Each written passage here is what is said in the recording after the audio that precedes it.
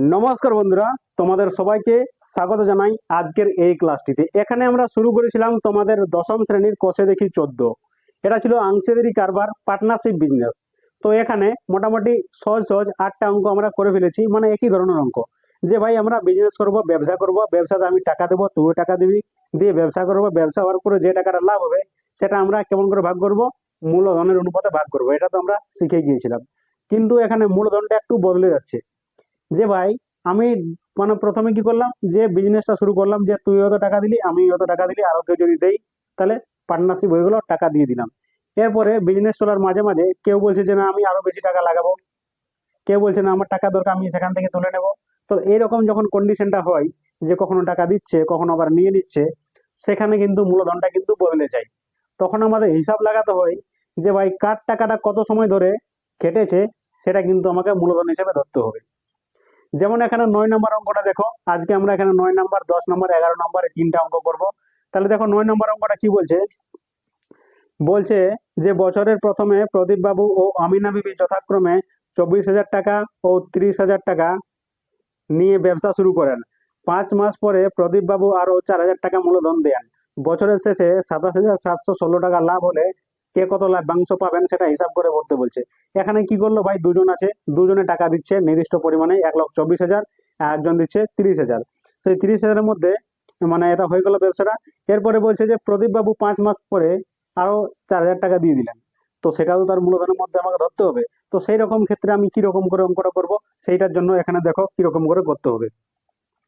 তো প্রথমে এদের মূলধনটা বার করবে, আমাদের কি দরকার মূলধনের অনুপাতটা, সেই লাভ্যাংশটাকে সেই অনুসারে ভাগ করবো, সেই অনুপাতে আমরা। তো প্রথমে মূলধনটা বার করছি। কি বলছে, প্রদীপ বাবুর মূলধন 9 নম্বর অঙ্ক।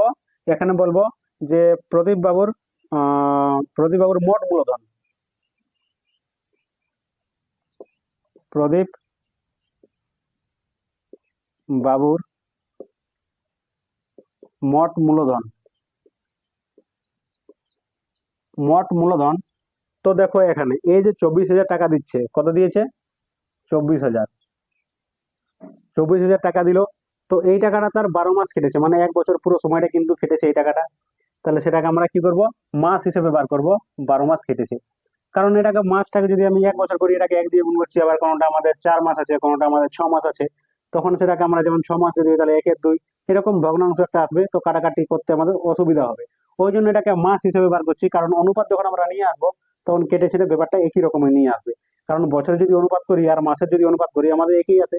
তো অনুপাতের ক্ষেত্রে কোনো কিন্তু চেঞ্জ হয়ে যায়। ওই জন্য এখানে সেটা কোনো মানে চিন্তা করার বিষয় নয় যে এটা কি জন্য এরকম হচ্ছে, মানে কম বেশি হয়ে যাবে, উত্তর ভুল আসবে, এরকম কিছু নয়। তাহলে এখানে কি হলো, 24,000 টাকা বাই 12 মাস কেটেছে, ঠিক আছে। তারপরে বলছে যে আরো 4,000 টাকা মূলধন দিল, তো কত সময় পরে দিল, 5 মাস পরে দিল। তো আমাদের টোটাল কত হচ্ছে, 12 মাস হচ্ছে। তাহলে 12 মাস থেকে সেটা কিন্তু বাদ দিতে হবে। তাহলে এইটা হয়ে গেল আমাদের একটা জিনিস।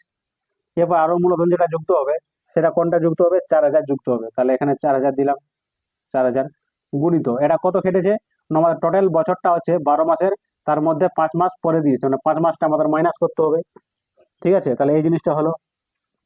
এরপর এখানে গুণ করে দাও, কত হচ্ছে, 4 বারাং 48-এর 8, হাতে রইল 4, 12 × 24, 24 আর 4 24, 24 আর 4 হচ্ছে 28, একটা দুটা তিনটা, প্লাস কত আছে এটা 4,000, গুণিত 12 - 5, মানে এটা 7 হয়ে গেল। তাহলে এটা কি হলো, এটা এরকমই আছে এখন, প্লাস 4 × 7 = 28, 28,000 হয়ে গেল এটা। তাহলে এখানে আমাকে যোগটা করতে হবে। তাহলে 2 8 8 0 0 0, এটাও 3টা শূন্য আছে, এখানে 8 আছে, এখানে 2 আছে। যদি যোগ করি তাহলে 0 0 0, 8 8 16, 6 হাতে রইল 1, আর 8 আর 2 10, 10 আর 1 11, 11-এর 1 হাতে রইল 1, আর এখানে 3। তাহলে কত হলো এটা, 3 1 6, একটা দুটা তিনটা, এত কি হয়ে গেল টাকা, এত টাকা, ঠিক আছে, মূলধনটা। এবং কার মূলধন বার করতে বলছে, প্রদীপ বাবু বলছে আমিনা বিবি। তাহলে আমিনা বিবির মোট মূলধন, আমিনা বিবির মোট মূলধন, মোট মূলধন সমান কত হবে? আমিন আবি কত দিয়েছে ভাই? 30,000 টাকা দিয়েছে, তার মধ্যে মাঝে কোনো টাকা দেয়নি আবার নিয়েও নি। ওই জন্য এই যে টাকাটা আছে 30,000, সেটা পুরো 12 মাস কেটেছে, ওই জন্য এটাকে 12 দিয়ে গুণ করতে হবে। 30,000 গুণিত 12, 3 36, 1 2 3 4, এত টাকা। ঠিক আছে, এরপর প্রদীপ বাবু এবং আমিনা বিবির মূলধনের অনুপাতটা বার করব, কারণ এটাই আমাদের দরকার। তাহলে এখানে কত হচ্ছে এটা? অতএব প্রদীপ বাবু ও আমিনা বিবি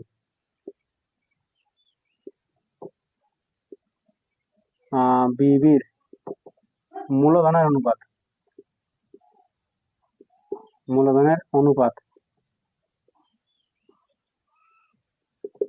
সমান কত হবে? এখানে 316, একটা দুটা তিনটা, অনুপাত 360, একটা দুটা তিনটা, চারটা আছে, চারটা আছে।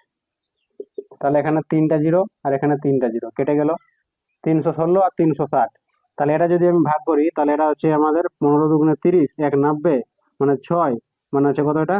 8 দুগুণে 16, অনুপাত 36, মানে হচ্ছে 18 দুগুণে 36, তাহলে হচ্ছে 18 দুগুণে 36।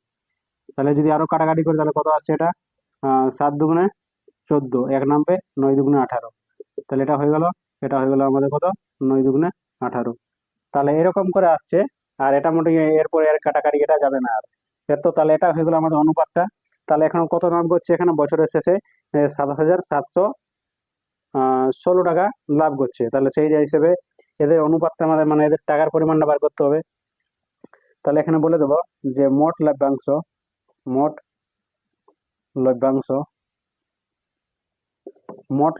সমান 27,700 কত আছে? 7,716 টাকা থেকে কে পাবে? প্রদীপ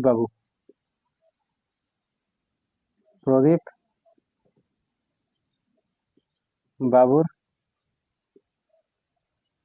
প্রাপ্য টাকা সমান কত হবে? অনুপাতটা দেখো, টোটাল অনুমান, যে অনুপাত ভাগের অনুপাতটা হচ্ছে এত, আর টোটাল যদি করি ইউনিটটা কত হয়ে যাচ্ছে এখানে? 9 শূন্যর এখানে 9 চলে আসছে, আর এখানে 7 আর 9 16 চলে আসছে। তাহলে 1 6 9 এরকম আসছে, গুণিত এটা হচ্ছে কত? 7,716।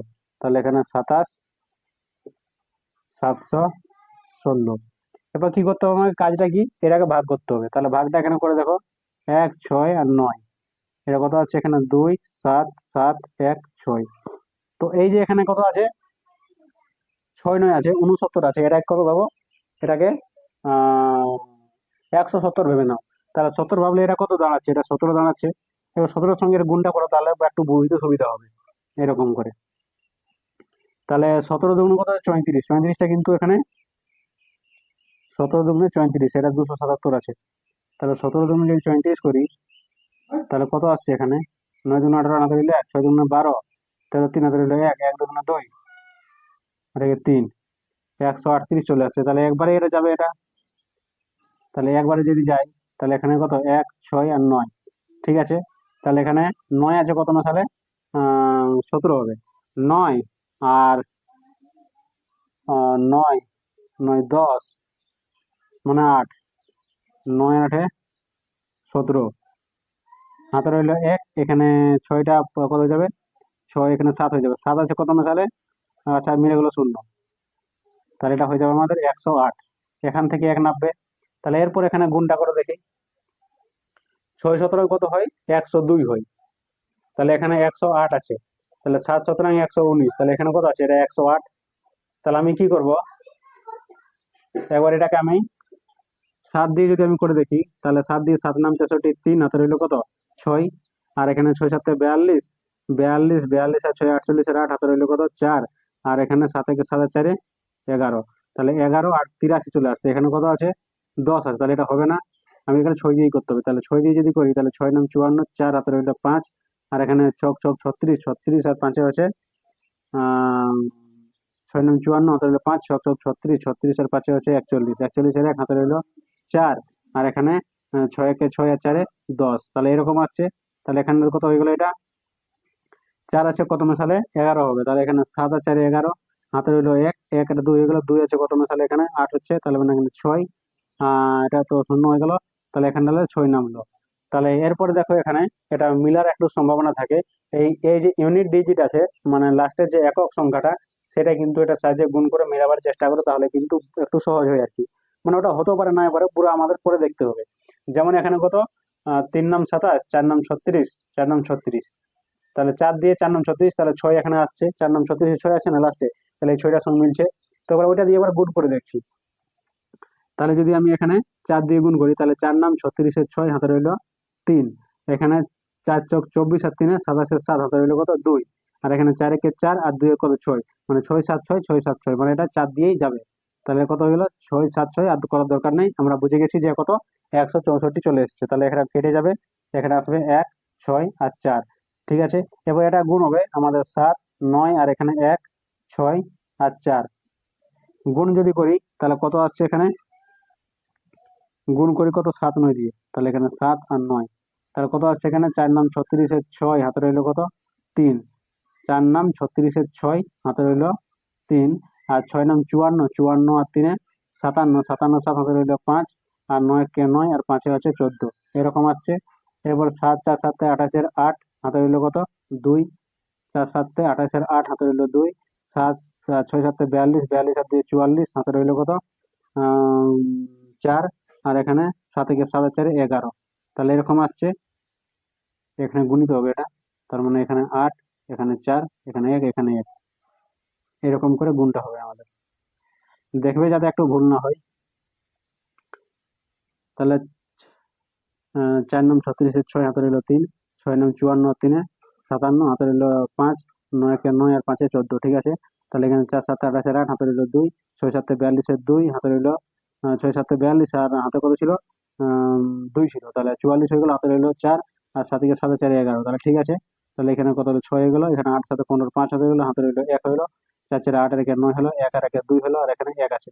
তার মানে কত চলে এলো, এখানে টাকাটা চলে এলো এখানে 12 9, আর এখানে 56, এত টাকা। এটা কার টাকা, প্রদীপ বাবু। এরপর বার করছি আমিনা বিবি। এবার মোট টাকা থেকে এটা মাইনাস করলেও আমাদের সেম বেরোবে, আর কি বার করতে হবে, এদের যদি অনুপাত নেই তাও কিন্তু একই বেরোবে। তাহলে এখানে কি হবে, প্রদীপ মোট লভ্যাংশ থেকে প্রদীপ বাবুর প্রাপ্য টাকা এটা হলো, এরপরে এবং বা ও ও আমিনা বিবির, আমিনা বিবির বিবির প্রাপ্য টাকা, এটা কত হবে, অনুপাতটা কত আছে আমাদের, এখানে 90, আর নিচে আছে আমাদের 1 6 আর 9, কত আছে এখানে 2 7 7 1 6, কাটলে কত এখানে 164, 164কে 9 দিয়ে গুণ করা, তাহলে 1 6 আর 4, এখানে 9 দিয়ে, তাহলে 4 নাম 36 6, আচ্ছা 9 দিয়ে এখানে করা আছে আগেই আমাদের, এটা এইটা করা আছে, শুধুমাত্র লাস্টে একটা এই দশমিকের 90 জন্য এখানে একটা শূন্য আসবে, তাহলে এখানে এটাই হবে। তাহলে কত হবে এটা আমাদের 1 4 7 6 0 টাকা। তাহলে আশা করছি মানে যে অঙ্কটা তোমরা খুব ভালো করে এখানে বুঝতে পারলে, দুটোই কিন্তু এখানে বেরিয়ে গেছে, যে ভাই এই যে প্রদীপ বাবু কত টাকা পাবে, আমিনা বিবি কত টাকা পাবে, সেইটাও এখানে যে টাকা দেওয়া নেওয়া করছে এটা হিসেবে মূলধনটা বার করে অনুপাতটা কিন্তু বার করতে হয়। এরপর আমরা আসবো পরের অঙ্কতে, এটা হচ্ছে আমাদের 9 নাম্বার 10 নাম্বার অঙ্কতে আসছি।